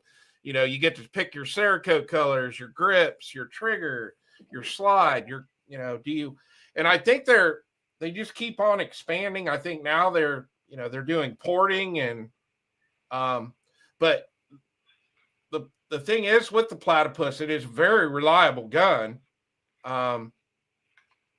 But gosh, I think the wait times are up to 6 or 9 months now for if you want to build your own custom platypus. So they're made here in Ohio. I didn't know that till about a year ago that the company Stealth Arms is actually here in Ohio. They're great people too. I've got to meet them at different shows. G23 says it's 7-month wait right now. So holy shit. So that's Matt's friend's having problems with one. So who is? Yeah, that would be pretty frustrating. You hit $2,000, $2,000 and have problems. Damn. I know that they have a 10 millimeter. At least it was on the website, but I don't know if it's out yet. And I think I brought that up at a live the other day, maybe. I don't know if anyone has any insight into that, but that was something I was interested in. And the customization is crazy, man. It's like going on the Nike website back in the day, customizing sneakers or something. Like, pretty wild. Yeah, as far as a Glock fed, double stack. The one I'm excited to go, I want to go check out the Fusion Firearms when we get out to SHOT. I'm going to go spend a little time in that booth and talk to those guys because I know Skip's Guns did quite a bit of work with one. That's so I think they're like, I think the all black model might be right at $1,000, and then the two-tone is maybe 11 or 12. So another budget option for a Glock fed, a Glock mag fed double stack. So yeah, I'm gonna definitely go check out Fusion Firearms when we're out there. Speaking about Fusion, that was a company I just got familiar, not even familiar. I just heard about them recently. What other companies, and it doesn't have to be just guns, right? Like I said earlier, there's an optic company I didn't even know about until I saw one of your videos, Strike Industries. What new companies have hit the market, do you think, in the last year for like a new guy like me that you think I should definitely stop by and see what they got going on? And like I said, it could be anything from optics to you name it. Well, we'll go back to Strike Industries. Strike Industries has been around for years. I've got a lot of Strike Industries AR parts. My first Polymer 80 was a Strike 80 frame that I built. I love Strike Industries, but that optic they came out with was probably one of the worst optics I reviewed on my channel. So They really dropped the ball on that. And I roasted that optic in the video. Like if you went left, it was going right. Like your windage and elevation was backwards. When I turned that dot all the way up to the max brightness, it was like having a Gideon on 5. It was bad. The whole dot was a train wreck. And the thing is Strike doesn't really work with content creators. They really just, they've never got into that where they send stuff out for people to review. I'm sure there's a handful of people they've worked with. So I bought that dot. I pre-ordered it when I heard they were coming out with a dot because I've always had such good luck with their stuff. I thought, okay, they're getting into the optic game. I'm sure it's going to be good. And it was a disaster. Wow. So I don't even think I ended up shooting 50 rounds in that video. Like it was so bad. By the time I got one box of ammo through the gun, I'm like, this video's done. So, and that's another great thing too, right? Like I said, going back when I first got into, forget about my channel, but when I first got into, looking to carry and everything, right? Like you want to make sure you're watching good content people, right? And like I said, it's hard when you're first looking on YouTube to figure out who's who, but between your honesty and a lot of guys, right? RTT Guns and Gear. I saw he did a video too. I think it was response to Iraq veteran 1888, if I'm correct, with the PSA stuff. But it's videos like that the community needs, right, to really keep people, or at least give a different perspective. Like another guy that doesn't know me, but he actually follows my channel, is Chooks Outdoor Adventure in Alaska. But he's a guy. He's funny. He'll flip-flop, right? He'll have a good experience with a Glock one day and then a bad experience next week, and he goes back and forth. But the reason I bring that up, I think sometimes regardless of what you buy, right, definitely sucks if you buy a $2,000 pistol and you're having issues. Like I said, most of the guns I have are reliable, but it's good to have the videos with the issues because this is how we find out what to fix. Like what you just did with the Walther P22, right? You don't see too many channels talking about the issues, like, and that's it's a big help to the folks that are going through some of these problems. Yeah, that's the story behind the P22 series of videos I did. That's one of my oldest handguns. I've had that gun for probably 15 years. It's always been finicky. It never ran reliably. And then when I got my Taurus TX22 competition, it just went back in the safe. I never pulled it out. Now, when we go back to GunCon, and I'm good friends with the guys from Tandem Cross. I love Tandem Cross products. Alex was out there. We were sitting there talking, and I didn't know that they came out with a bunch of upgrade parts for the P22. So Alex and I got to talk, and he's like, let me send those out to you, and let's see if we can get that P22 running right. But it didn't work. And it wasn't anything on Tandem Cross's end. It was just the fact that the gun was flawed. Now, to Walther's defense, I do believe later on, years after I bought that first gen model of that gun or whatever, I think they did change the hammer. But what I ended up doing was Buckeye Ballistics had reached out to me, and he said, hey, I think I know how you can fix that gun. The problem is it kind of went a little further than what most people are going to go with a pistol, because I had to basically reshape the hammer and go in and do some filing and polishing on the gun. But now the damn thing runs great. So it's, it was cool to take it out and actually enjoy shooting it now, because I always liked the gun, and I'm a big Walther. I'm a Walther fanboy. But the P22 was a flop, and so was the PK380. I've got a couple of them I don't like, and I've been very vocal about why I don't like them. So. Yeah, it's funny seeing Design said, Chris, you did some real gunsmithing. Well, we were just talking about how YouTube and you've had to change, man. That would have been a great video. I know you can't, show that shit now, like modifying or, stuff like that. Oh, I have the full. Yeah. I got the full uncensored video over on Rumble showing everybody exactly how to do it. Nice. I gotta move over to Rumble. I know a lot of guys are doing that. Let me ask you. I just got on Gray Hive. Those folks reached out. What are your thoughts about some of the other platforms, man? Do you see more of a move towards that in 2025? Yeah, I talked with the guys from Gray Hive for a lot. Quite a while here, a couple months back, and I'm over on Gray Hive. If I'm being honest, I don't think they'll make it. I think the only alternative right now that has a chance is Rumble. And that's going to be one of my big goals for this year, is I'm going to focus on putting more content over on Rumble. I've been very pretty much every video that I've put up on YouTube for the last 4 months has gone up on Rumble. I'm uploading to both. I'm starting to see some growth over there. In the last 2 months, I've gained about 250, 260 new subscribers over there. Oh, wow.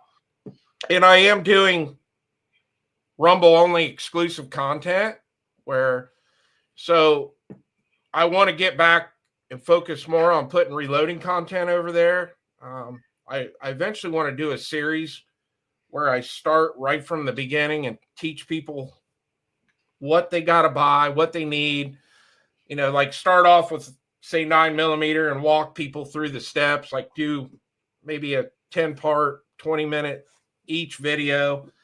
But yeah, that's going to be one of my big goals this year. I really want to see Rumble succeed, because you can do whatever you want over there.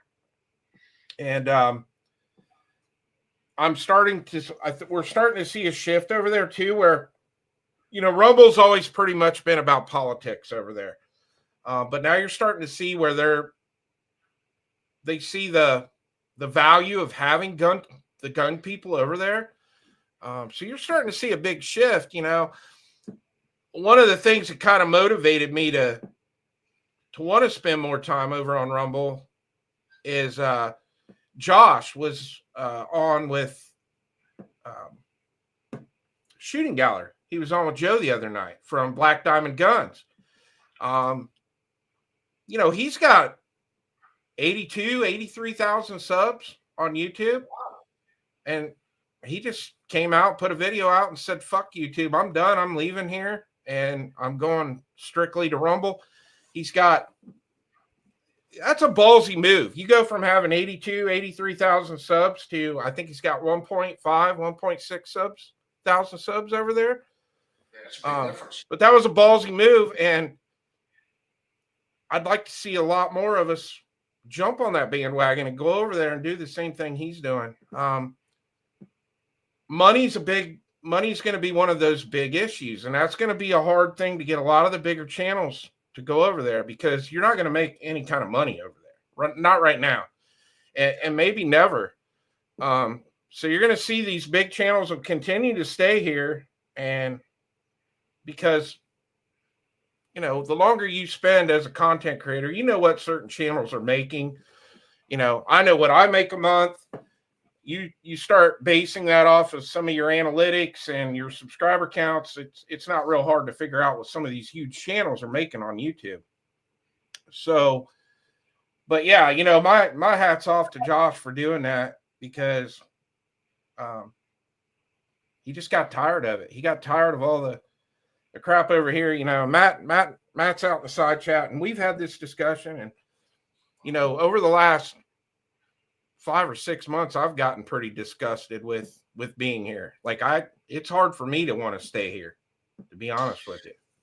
I can't imagine, because for me, right? For you guys that don't know, the reason I really kicked off this channel, and I didn't even want to kick it off, because as a New Yorker, I'm paranoid. I do everything compliant. Everything is, pin magazines, 10 round, but still, just the level of hate for the 2A out here, it's just, it's in the back of your head, right? And these bullshit anonymous red flag laws and everything else. But before this live stream earlier today, and that's another thing I spoke about on other lives, it's hard once you get into content creating, and I have a full-time job and everything else, it's hard to continue watching some of the guys that you would watch all the time, right? Because now you're doing other shit. But anyway, I was watching Print, Shoot, Repeat. He just came out with a video, I think it was today. He was talking about his channel direction in 2025, and he was speaking just about that, where he's like, it's good to say everyone's going to move over to something, but unfortunately, some of the numbers are still here. But he did say a lot of people are moving over to Rumble. And maybe that's like an initiative this year for the 2A community, is to like help spread that word. And to your point, right, you got the big dogs that aren't going to make what they're going to make. So they're not going to leave. But everything takes time, I guess, right? So maybe they keep YouTube and they go on Rumble. I don't know. I don't know if one affects the other. I don't expect everybody to jump ship. And I don't have any problem with content creators making money on YouTube. It's a lot of money. It's expensive. And you're gonna have to stay in this game for years to start getting a little bit of a return on what you're putting out. I mean, I don't even want to know how many tens of thousands of dollars I've spent on this channel. So when you start to get some compensation for it, it's definitely nice to have a little bit coming back in to put back into that channel. But I don't expect anybody to leave YouTube, but I would like to see them take a little extra time and build over on Rumble too. And who knows? What are we looking? Maybe in 2, 3, 4 years, Rumble's a force to be reckoned with over there. So yeah. And really, like I said, going back to the beginning of when we started talking about it, I really think they're the only platform that's going to make it. There's been so many. There's been Odyssey, there's Utreon. I've tried all of them, and none of them work. You just don't get views. But Rumble, I'm starting, and one of the big things that I notice on Rumble is if I put a video out and it does really, really well, that a lot of those I can go back 2 or 3 days later and see my other views on other videos going up 200 or 300 views. So I have noticed, like, people on Rumble tend to, once they see your first video, they tend to go back and start watching a lot of your other videos. So I'm going to definitely focus a lot of time over there this year because I want to see them make it.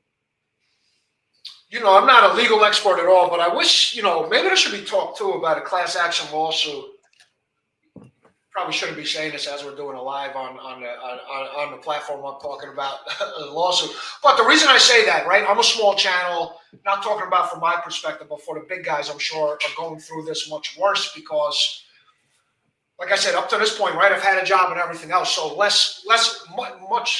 None of my income has ever depended on this channel. Where a lot of guys over the years have built up, right, and they've been severely impacted, unfortunately, financially.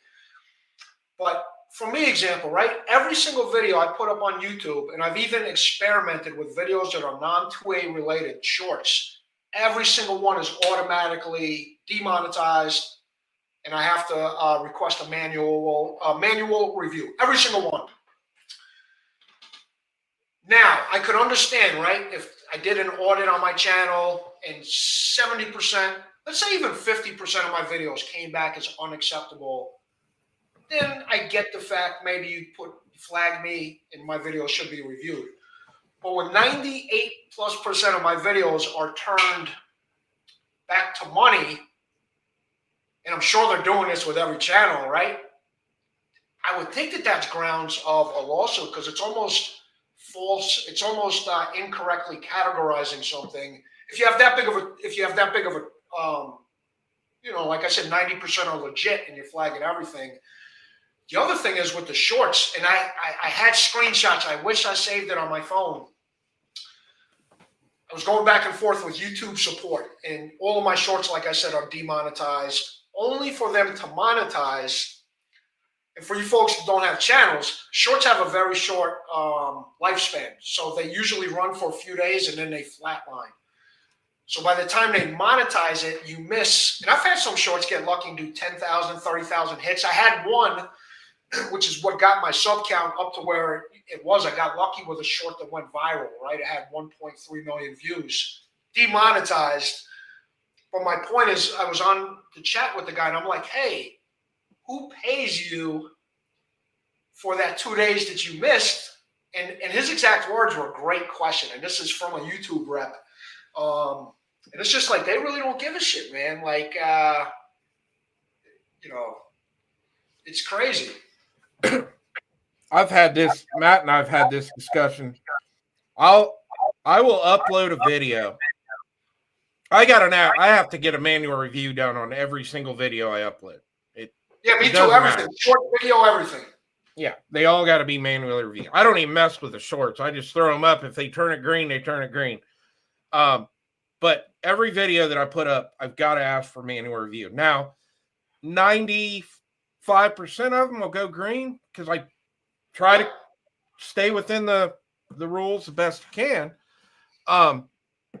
But the ones that'll go yellow, and they'll come back and say this video is not going to be monetized due to, I will re-upload that video.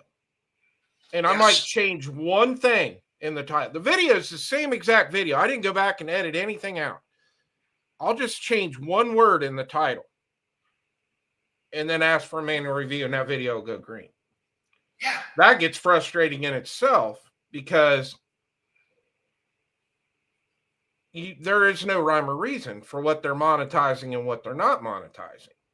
So that's my point. That's why I think there's like a legal case is like, so to your point, I did the video that went viral. It's funny. I was just messing around and I was like best EDC and I threw 4 guns on me, right? I had the ankle, a pocket, one on the hip and like one in another pocket. That video wasn't monetized. I did the same exact video, except I added another gun. I just put them in different areas. And that video was monetized. And so that's the thing, right? It's like if you have a clear policy that you're sticking to, and once again, right, you have a channel that has a not good ratio, thus the reason it's flagged. But when you have channels that 95% of the stuff you're turning green, you have no real consistency in what you demonetize and what you don't. It seems like whatever rep views the video, it's at their discretion. Seems like they have a major issue. Which to your point, is frustrating. It's more the principle. Like, listen, it'd be great to eventually get some income and pay for ammo and stuff like that, but I'm not here for the money, and that's the frustrating part. It's like there's no sense to what they're doing. No, no, it's, and then and on top of that, you got to deal with the fact that, your videos aren't getting shown to anybody. And people are Correct. going to argue that. You're going to talk to some YouTubers who are like, oh, that's bullshit. That's not really going on. Yeah, come on. It's going on. You can tell by the impressions. I mean, how many I mean, impressions? damn, at least let's give Facebook and Instagram credit. At least they just come right out and flat out tell us, hey, we're not showing your content to anybody unless they're a follower or a subscriber. I mean, at least they're honest about it. They're just like, yeah, we're fucking you. Here you go. Leave or stay. It's up to you.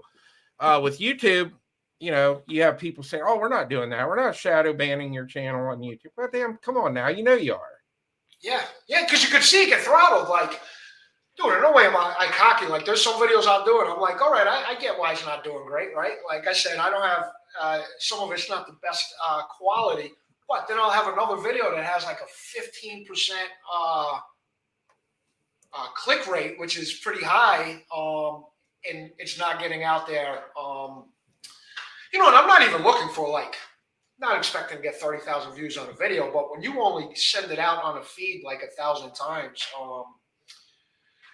it's interesting. With that being said, I heard rumors, and I don't know if people were breaking balls, but I heard Zuckerberg is going to be at SHOT Show. Is that true, or is that BS? Or do you not even know? I don't know. I did watch the Joe Rogan interview. I've made a couple posts on Instagram, where I've taken screenshots of all the things that are banned on my channel. I'm like, hey, when is this going to drop off now? Obviously I know he's not looking at it or whatever, but I'm being funny when I'm doing that. But yeah, it's kind of like put your money where your mouth is now. You said all this, so let's get it done. Yeah. Will we see? If his plan is to kind of go the route of X, obviously Meta's, if that's the case, the restrictions should go away on Facebook and Instagram. I highly doubt it's going to happen, but let's see. He said he's going to do it. We'll see what he does. I would like to maybe see that leach over here to YouTube at some point, but who knows? Instagram killed my other account, man, which kind of sucked. In no way, trust me, no way am I bragging, but just to give you an example, for a small channel, when I went to GunCon, I met some of the big creators, right? So Twister at Gun Camp and the Honest Outlaw, some wife who I said earlier, both of them were following my Instagram when we exchanged or whatever. And trust me, small channel, right? I know guys that have had their Instagram pulled with a lot bigger people. But it's not like you get those followers back. These guys have big channels. They're not going to see you in their email. I'm not one of those guys either to be like, hey, you followed me on my other channel. They deleted it. So you kind of lose, some interesting traction with some people that you met. Like, it's not every day that you meet people like that and then exchange and have Oh, yeah. They've got my Instagram. I think I've got one green out of the whole list of things that I can't do on Instagram. Everything's red. I've been on Instagram longer than I've been on any other social media platform. I don't know how many years I've been over there. 11, 12, maybe. I think I've got 3,600 posts over there total. I don't even think I've hit 1,800 followers over there yet. I'm lucky over there. I'll gain maybe 5 new followers a month over on Instagram. Matt lost his channel too, or lost his Instagram. He had a big following. I've been lucky that I haven't lost it, but I don't gain much over there. The only thing that helps me is like when the companies I work with, they'll throw a story up or something of a post I made. And then I'll get a couple people come over and start following me off of that. But yeah, when they say they're not showing my Instagram to anybody except my followers, they're not bullshitting. They're not showing it to anybody. Yeah. Yeah, I'm with you on that, man. It's funny. I got lucky, prior, like I said, to having a gun, and they killed my gun page on Instagram. But prior to that, I had a Jeep Rubicon back in the day. Now I got a truck. I got that GMC, but I had a Jeep page on Instagram, and that did really well. not really well. I had like, I got like 3,000 subs. Half are now, say maybe a third are the gun community. The other 2/3 are probably still the Jeep and truck guys. But the cool thing is I was able to keep that community because those guys are all into guns anyway. So I didn't really lose a sub count when I converted it. And I told everyone, I said, listen, guys, if you don't like guns, you might want to leave because I'm not converting this to my gun channel. But it's always in the back of my head, like I didn't do anything I don't feel like on the first one. I shoot out the truck sometimes, but I do it in a safe environment, so maybe not showing a backstop or stuff like that. I don't know.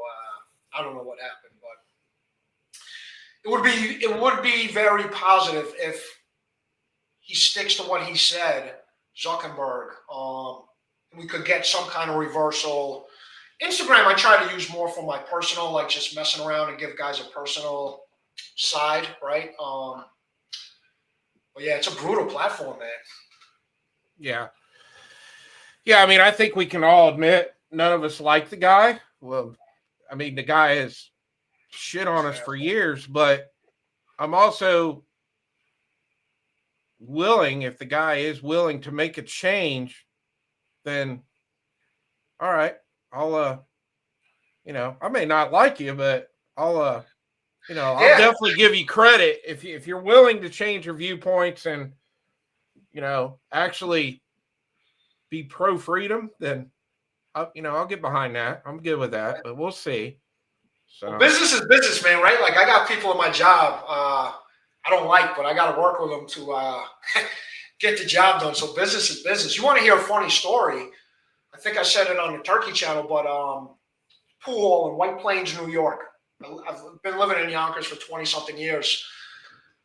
Joe Rogan used to work at the fucking pool hall back in the day. And he speaks about it on his channel sometimes, but he literally physically picked me up. I was like 13. I used to hang out down there. He's a few years older. I think he worked down there for like a year or two. But yeah, he threw me and my buddies out. But he was a cool guy.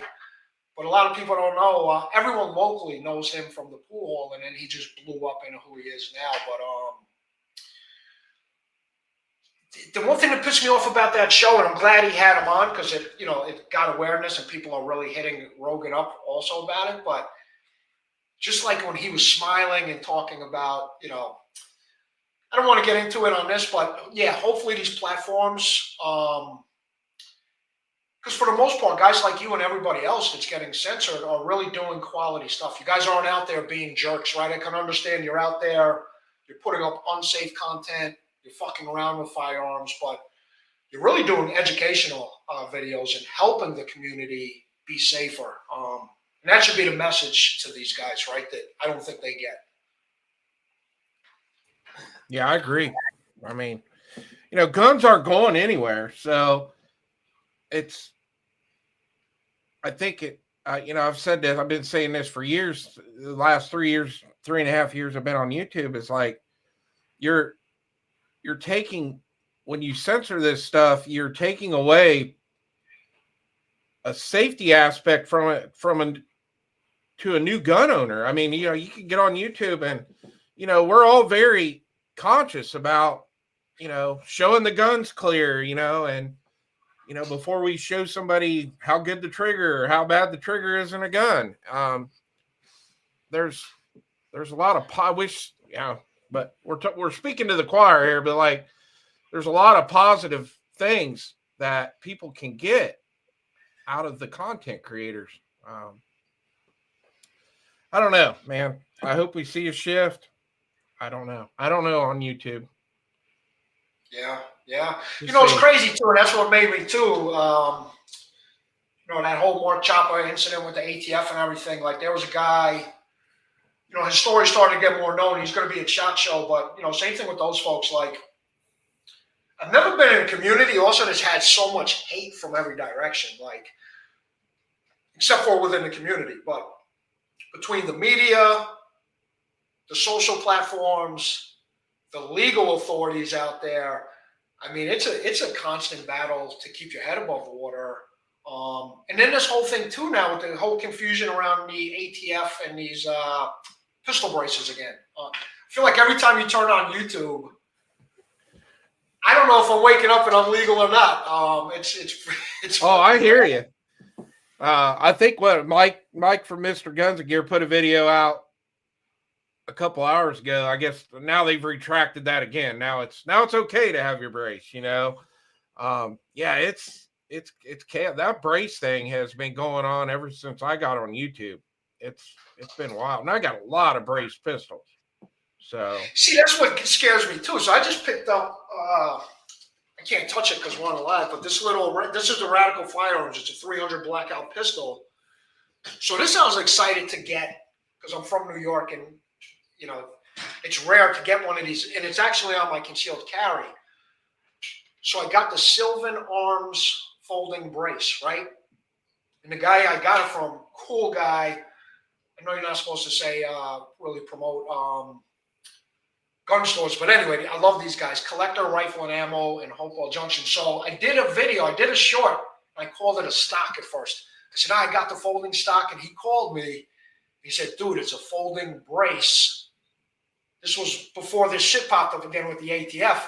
He goes, I just don't want them showing up at your door. And I'm like, we live in a fucking community where just the wrong word, forget about the object that's legal. If you say the wrong word about it on a video, it can attract things that you don't want, obviously. yeah, So, yeah. And obviously, I mean, you see the comments, and that's a whole other thing to get into. But the comment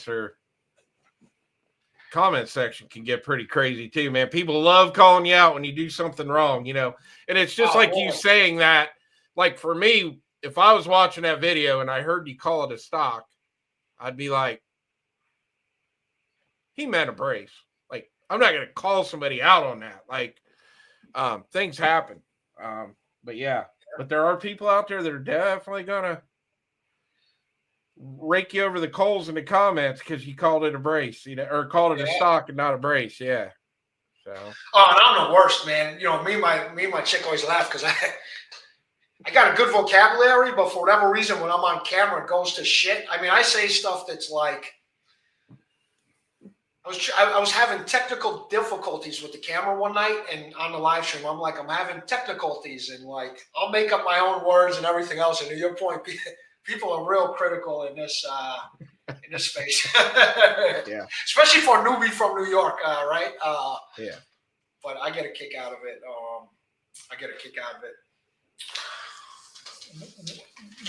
I know probably keep this going maybe for another 15, 20 minutes. I know you got work in the morning. We're almost on 2 hours, but what are you excited about this year, man? I know we spoke a little bit about that, but I know with the channel, moving over to Rumble, you're going to meet some of these manufacturers and shake their hands out at SHOT Show and everything else. But I guess what are the top two things you're really excited about in 2025? Yeah, Rumble's going to be my biggest thing this year that I want to put a lot of time into. I think one of the biggest things for me this year is I'm going to put out less content, but try to up the quality of the content a little more than what I'm already, I always want to make it better. So that's going to be one of my biggest things this year. There's a lot of companies that I've worked with that I'm probably not going to work with anymore. Everybody falls into this trap. When you first start out on YouTube, you start creating content, you're going to get a lot of companies are going to reach out to you. And they're going to want to send you stuff to review. And we're all going to fall into that trap. I did it. And, but there's time, like I had to sit down and be like, okay, I want to keep working with this company, I'm going to, and not be rude with them, but it's just like when I get the emails from some of these companies, I'm just like, I'm not interested, or I'm trying to cut back a little bit here. I don't think it's a good fit for me right now. I always try to be very professional with them, but I definitely want to slow down a little bit on it because I own my own company. So when you're the owner of a business, it's 7 days a week. So for me, it's I've sacrificed a lot of time with the family and everything over the last 3.5 years. So this year I want to focus a little more on slowing that down a little bit. I'm probably going to go to less shows. I'll go to SHOT. I'm going to go to goals for sure. But I had a guy reach out to me the other night, wanted to go to another one. I'm like, I don't think so, man. It's just like I'm kind of, I don't want to say I'm burnt out because I love doing it. But I do need to cut back a little bit now because I'm 50 now. So it's like, I gotta slow down a little bit. So that's going to be one of my goals this year, is just kind of less content, but up the quality of that content a little bit more. So. Yeah. Well, that's a good goal. That's a good goal. And like I said, coming in, man, dude, your content is great. Like everyone knows you in the chat. You're a real dude. It's all you can ask for. Yeah, exactly. Kicking ass on YouTube. I know it doesn't seem like it because of all the headaches, but you've had great growth. Yeah, people is. Like I said, I'm very small, but a lot goes into it, right? And I barely fucking edit anything. And it's still a lot. Like I gotta, I told you I drive 2 hours to do my shooting because the ranges out here suck in New York. And I don't want to say it takes away the fun, but when you get out there, by the time you set up the tripods and you get your shit out the truck and you load it up and get into targets, compared to just when I used to go up there and let off, a lot goes into it, even for a guy like me that does very little editing, right? So I can't even imagine the work that someone like you does. RTT. I mean, I've watched your videos. You guys put in work that can't be discounted. Like that shit, the editing, the views, what you invest with cameras and everything else. Hats off to you guys. I'm going to answer Thomas's question real quick, and then I'll get back on that. He wanted to know what I do for a living. I own a plumbing company, Thomas, is what I do. The work. So I'm lucky. I got about a 40-minute drive to my range. The range is super, super cool about me filming over there. So they let me use one of the competition bays. So even if I go over there and there's a lot of people at the range, I don't really have to. Nobody's going to bother me because I'm kind of in my own private area filming. But yeah, the worst part for me is like when it's all done because a lot of times when I go to, because I do mostly all my talking points and everything are done here in the studio where I'm at now. But when I go out to the range, I'm filming anywhere from 3 to 5 videos of shooting footage. So targets have to be rearranged. Sometimes I'll put up barriers and walls, things like that. And man, by the end of the day, I'm sitting there staring at that, and I'm like, man, I got to tear all that shit down and put it away. Yeah, that's the worst part, and I hate it right now because it's just so. We were talking about that before we went live. It's so damn cold here right now. It's like, I think it's 12 degrees here right now. Now it's going to warm up a little bit Friday and Saturday, so I'm going to try to get out and at least get some shooting footage filmed before I go to SHOT, but I don't know. I have to see. Yeah, congratulations, Brian. I saw that on Facebook that you retired, man. That's awesome. Congratulations. Yeah, it's tough for me because my outdoor place closed down. It's a place no one really knows about in New York, so I'm not even going to say it on the channel, but I'll tell you when we meet. Not that you're from New York, but it's one of the few places that I can actually shoot outdoors because everything out here is so restricted. And the ranges, most of the ranges out here, at least in my local vicinity, you can't even practice drawing from the hip, just self-defense wise. So it's brutal. And that place, I think, opens up again in March. So I'll get some shooting content in, but I got to go to like a shitty range with not the best view. But in the meantime, I'll get enough videos and hopefully I got enough talking points. And like we were talking about. I'll freeze. I will literally freeze my ass off before I'll shoot indoors. I hate indoor ranges. I don't think I think the only time I've ever filmed a video indoors would be when I would go somewhere to shoot full auto. So like I've done some filming inside Battlefield Vegas. I used to have a gun store that a buddy of mine worked at where they had full auto, and they were super cool. What they would do is we would go down there on Sunday night after the store closed, and then we would go out and set cameras up on the indoor range, but we got to be in front of the barrier so we could move around inside. So that was super cool. We'd go in the vault and grab a bunch of full autos and get a bunch of ammo and go out and, but I have very few videos of me shooting indoors. I hate shooting indoors. Yeah, me too, man. I hate it. We got this range locally. I'm not going to call them out, but I was shooting my AR, and the fucking range officer kept coming over and hitting me on the shoulder. He acted like he's breaking my balls friendly. First, he goes, man, you're making us all deaf with your AR. And it's loud or whatever. It's indoors. But he did it like 10 times, and I'm like, are you fucking with me, or do you really have a problem? Like, just tell me, if I should stop shooting or not. He made me feel uncomfortable, which is, it is what it is. But practice is everything. I want to get a lot more practice in this year. I like telling this story. The first time I ever shot a 50 BMG, I shot it indoors. I bought 5 rounds, shot it indoors at 25 yards. I was at the Range 702 in Vegas, and I got done. The range officer was super cool. He was out there holding the camera and stuff for me, filming me. And I got done, and I'm like, dude, I got to go. He goes, where are you going? I'm like, I got to go to the bathroom. I'm like, I'll be right back. I went in that restroom and puked all over the place. That gun just made it, the sound of that thing going off indoors and everything, it made me nauseous. And I went in the bathroom and threw up after I shot it.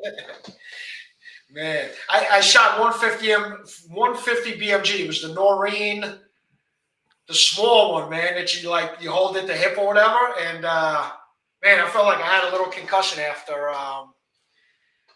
which, crazy. And it was so funny because I called ahead and told him I wanted to come down and shoot it. And they said that, yeah, we've got a couple different 50s here. And I'm like, can I film while I'm there? I was a little channel at the time. I mean, I had just started. I don't even know if I had 1,000 subs yet when I went there. And they were like, yeah, man, you can come down, you can film, you can do whatever you want in here. And I'm like, okay, cool. But I do remember when we walked in with that, and they brought the gun in and the ammo, they made everybody leave the range, and it was just me and that RO in there. And now I understand why after hearing that thing go off in there. So yeah, that was funny. I'll always remember that. It was comical shooting that end. How far down was the how many yards down? 25. Wow. Yeah, that was I think that was the max distance on that range. So yeah, we just sent the target as far down as we could go, and it wasn't really about that. I just had never shot one. I wanted to shoot one. But man, when I was done, I'm like, if I ever shoot one of these again, it'll be outdoors. I'm not doing it in an indoor range ever again. Yeah, I told you I mess around sometimes. When I first got the 300 Blackout, I was like, let me shoot it out the truck. I did a funny short. I was like, what's the point of a truck gun if you don't shoot it out the truck? But holy shit, it was so loud in there. And then I'm an idiot. I'm shooting it out the driver window, so the shells. Now I have shell casings I can't get to that are stuck between the windshield and the dashboard. They went all the way down, so I'm driving and you can hear the shell casings rattling in my truck now. Yeah. Crazy. But yeah, Chris, I know we're coming up on that 2-hour mark, man. Dude, I can't thank you enough for not only coming on tonight, but like I said, when I first met you at GunCon, really appreciate everything. With a small guy like me, because when I first met you, like I said, I got lucky on the short. let's be real. My channel should probably be at 3,000 subs right now, not 9,500. And I think I was only like at 1,200 when I met you and RTT and Clovertac. So I can't thank you enough, man. You guys are like, and I said this to a few other guys, but like the definition of what the 2A community is. When I joined it, like you guys, really are about it and keeping it real. So, I can't thank you enough for that. Oh no, man. Hey, pleasure was mine. When you asked me to come on, I was excited. I'm like, yeah, man, I'll come on in here and hang out with you. I'll come on. I'll do a show with you anytime you want. Yeah, man, you're a great dude. I wish you nothing but success. I think a lot of people that I talked to that met you at GunCon were like, man, we were, that is a great guy, man. And, I think you definitely had an impact there. Like I know Clovertac thinks a lot of you, and yeah, we're lucky to have you in the community, and I can't wait to see what you do. I'm excited to see what you do at SHOT. Yeah, hey man, if you got a question or you've got my phone number, shoot me a text. You want to meet somebody there, get a hold of us. I mean, that's what, we want to help you out. We want to see you have a super successful SHOT show too. So, yeah, you need anything while we're out there, just come get me, call me, text me, whatever. I'll meet you at the booth, help you out with whatever. So you guys are the best, man. And the feeling is mutual, man. Like I said, take me up on it too. I know you're going to be out there by yourself this year. No bullshit. If you need a cameraman at some point or something comes up, we got each other's numbers. I'll see you out there anyway. But yeah, I'm super looking forward to hanging out with you. Can't wait to see Clovertac, RTT Guns and Gears. I can't wait to see you. And I appreciate everyone in the chat that I didn't, you brought over some folks tonight, Stifler Manufacturing and other folks that I haven't had the opportunity to speak with. So I'm excited, and we'll keep this going, man. Like, I'm all about relationships, right? Like I said, the channel's great and everything else, but when you come across real people like yourself, man, yeah, I'm going to be at SHOT Show, RTT. I got everything booked. I get it Monday and leaving Saturday. But yeah, I want to thank the side chat too, man. They were great. Yeah. I saw some new names out there. Thomas was awesome, asking questions and stuff, man. That's what it's all about. Can't have these live streams without side chat. So, and thanks to all my friends that came over here to support me tonight too, man. I greatly appreciate it. But yeah, man, this was a fun show. I had a blast. Yeah, and it's all about the chat too, man. I appreciate everyone being in here. Thomas, really appreciate your support over the last year or so. Like I said, he was probably one of my first subs to show a lot of love. And I said it before, man. He's got some of the funniest comments, man. You get those subs, and Thomas consistently has some of the funniest comments in the world. But all you other guys too, G23, the Turkeys, like I said, RTT. This is what it's all about: is their interaction and feeding back. Mill Serp Duo. Appreciate all you guys in here. But Chris, always wishing you the best. You're going to have a great year this year. I think you got a lot of momentum going in your direction. So we'll have you back on the show, obviously, man. We'll figure something out. But I love just talking with you. I appreciate you having me. Awesome, man. Well, have a great night. Tell your son I said what's up. And I will see you guys at SHOT Show. See you guys. Take care. Good night to everybody in the chat.